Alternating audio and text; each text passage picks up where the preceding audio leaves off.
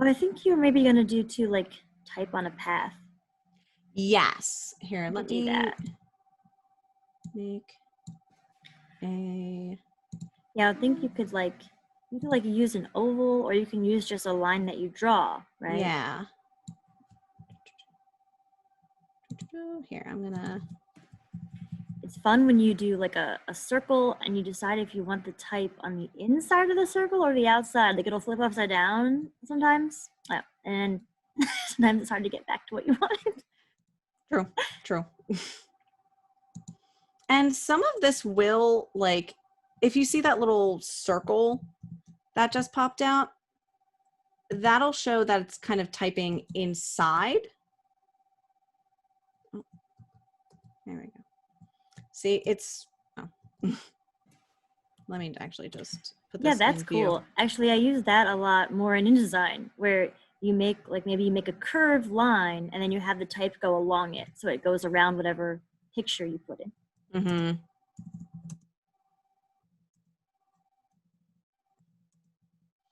Yep, and then it'll type in the object, and that'll automatically pop up.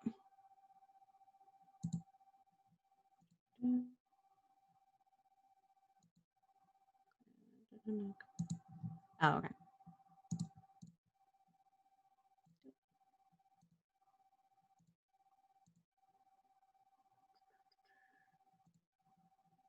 Oh, it's still clicking on. There we go. Oh yeah, maybe the star needs an actual stroke.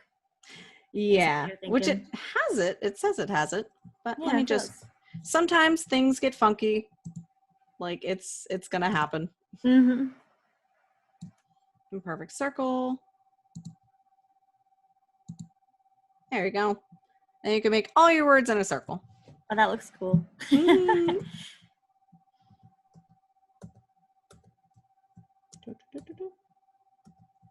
There you go. And then let's see. Oh, vertical type tool. There you go. Instead of going to just the regular type tool where you go A, C, D. Yeah, that takes forever. Because sometimes it calls for it. And I think you could still change how much space is between each letter with the kerning on the side. Yes. And you can do that. And then here, I'm just going to keep that as that. And then you can type. Gotta make sure it's selected. Create outlines. And then if you want to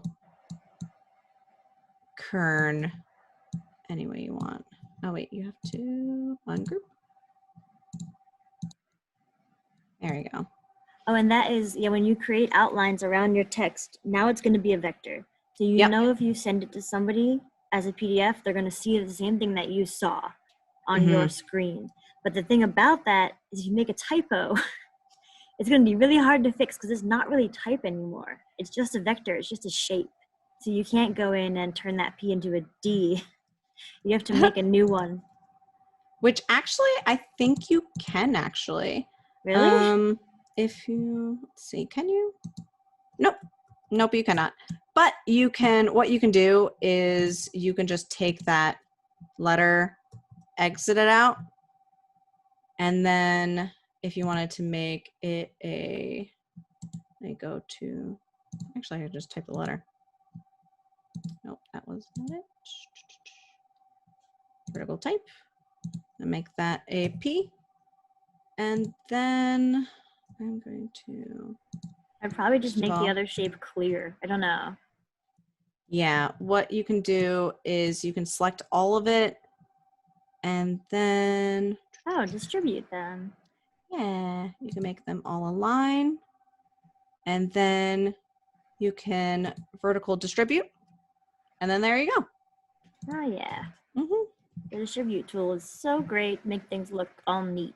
It really is. I used it for my wedding invitations because I had a bunch of like circles and diamonds. And I'm like, okay, make everything even.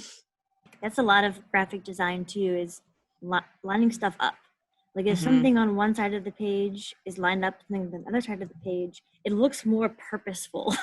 True. You have things that almost line up so that it looks more professional. Yeah, and another thing you can do is you can hit Control R for rulers, and then you can take down a specific ruler if you want everything to be aligned right there. There we go. Just make a rough little like border. This is really good also for print because sometimes some of your objects will be cut off. So if you put this border here, then you're less likely to have any of your like very important graphics cut off. And I believe you can show. Yep, come on. Let's see. Unlock guides. There you go. And you see the like the DX and DY.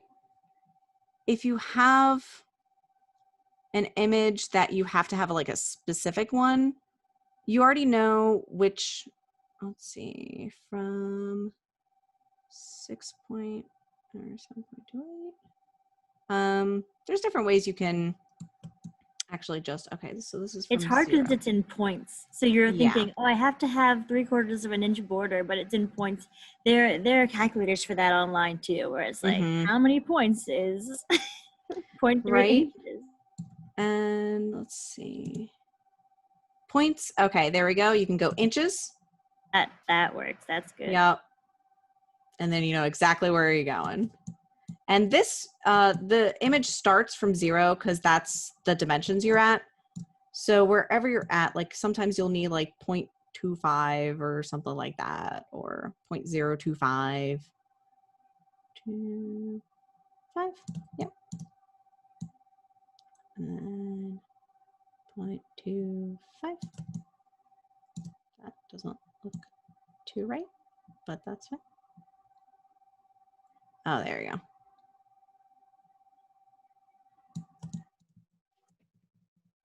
Either way.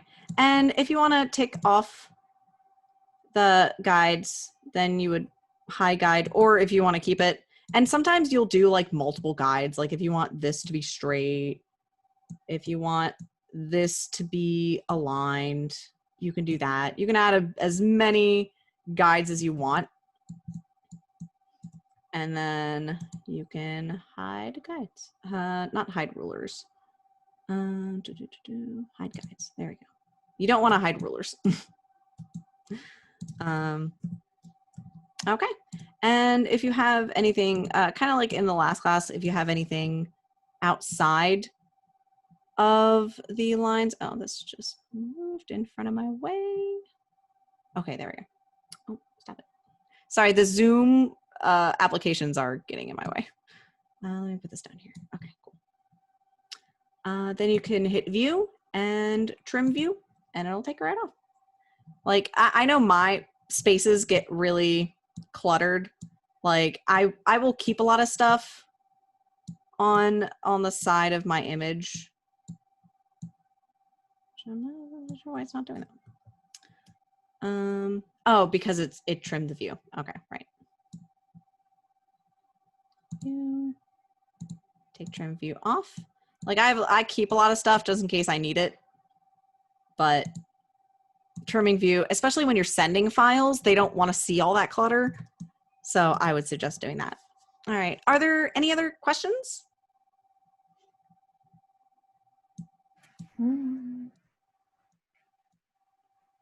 Hopefully I covered everything. Yeah, I mean, I feel like whenever you do a class, even if you are, even if you're thinking I need a more advanced class, there's always stuff that people know that you don't, with like tips and tricks. I appreciate that. Oh, absolutely. Yeah. And then you get to go back and be like, either you learned it in that moment, or you're like, hey, I should really research that. Let me go on YouTube. I did do the thing, Lois and Tanika and you guys, that I paused and then would restart the recording, but I think I might have missed some in the middle because I didn't realize I didn't hit restart. So, but that's okay. I think it'll be okay. And Abby will teach this class again too. Yay! That's exciting. Yeah. One last, I guess, thing.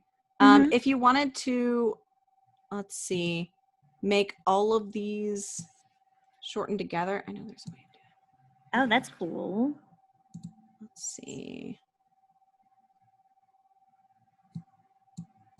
Or maybe I forgot. It's been a while. So, because I don't usually use this tool, but if That's there's anything too cool, pointy, though. then. Boop. And you can see like how many inches it is. So, 4. Make it friendlier. Friendlier is Yeah. fun. Sharp edges are usually more angry. Softer edges are more cute. As a general rule. Cool.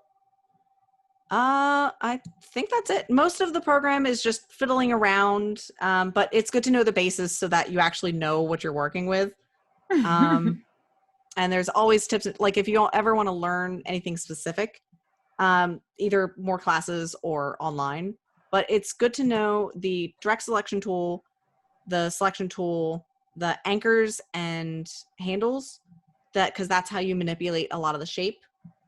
And then the image trace is good for logos and or making photographs into vector images, and making sure your swatches are like you have the right colors, and then you can add it to anything you want. The rest is up to you. Just having fun with it. All right, cool. Well, Lois says thank you in the chat. Yay, Thank you guys all for coming and hanging out with us during your lunch break. Oh, Tanika wants to know, will there be a part 3? I think what we could do too is, what I've done in the past is say, like, okay, so if you came to this class already and you want to do a part 3, I would probably have Abby teach 1 and 2 again.